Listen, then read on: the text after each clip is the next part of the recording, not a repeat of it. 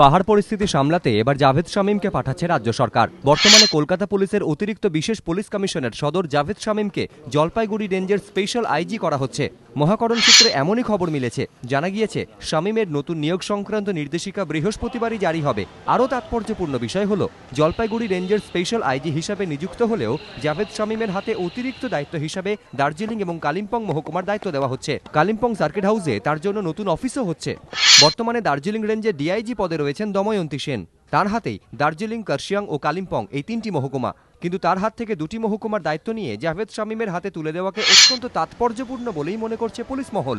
একে জাভেদ শামীমের ওপর সরকারের গভীর আস্থার ইঙ্গিত হিসাবে দেখার পাশাপাশি দময়ন্তী সেনের ডানা ছাটার স্পষ্ট প্রমাণ বলেও মনে করছে তারা।